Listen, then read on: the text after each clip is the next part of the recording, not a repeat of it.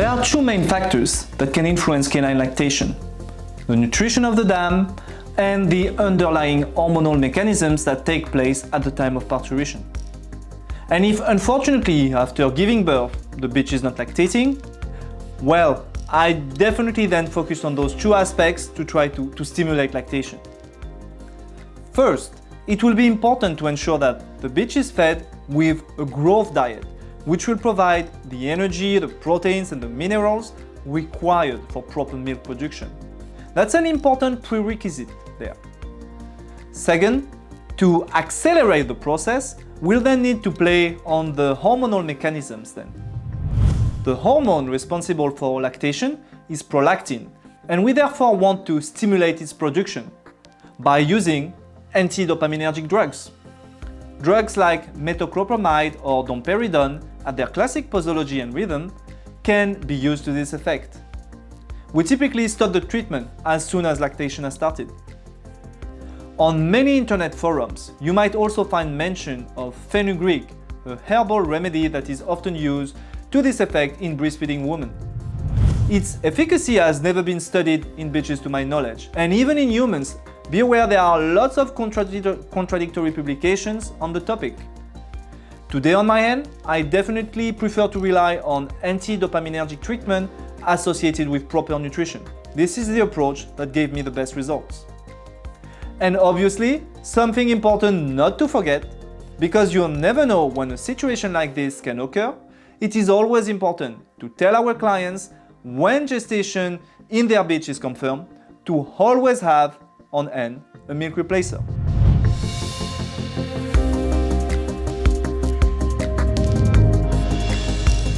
It is important to point out that the canine milk is actually very different from what will be found in large animals and humans.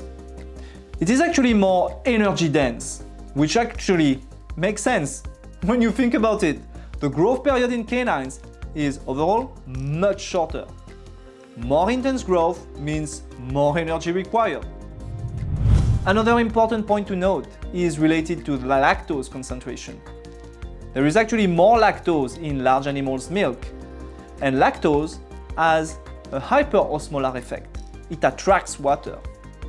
A higher lactose concentration therefore means that it can attract more water within the intestinal lumen, potentially leading to the development of neonatal diarrhea in certain cases.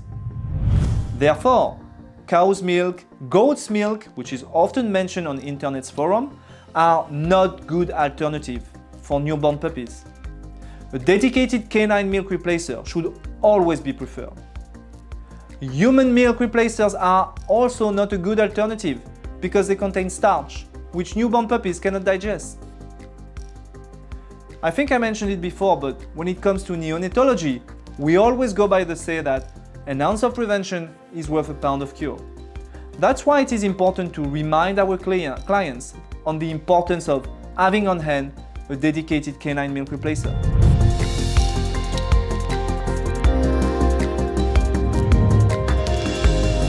It is not only about having the right milk replacer, it's also about properly using it as well. We must properly coach our clients there, as some common mistakes we see in the field can easily be prevented. First, focus on the positioning of the bottle. Way too often, newborn puppies are bottle fed upside down, as it would be done with baby humans. The puppy should actually be placed in sternal recumbency as depicted there.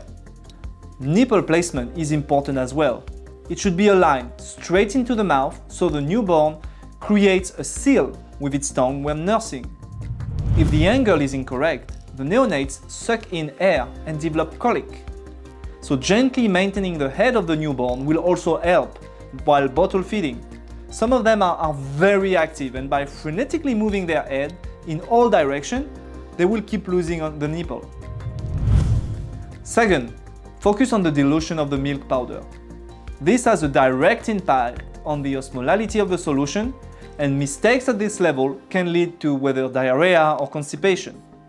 That's why it is important to strictly follow the manufacturer recommendation and properly dilute the product to prevent this kind of side effects.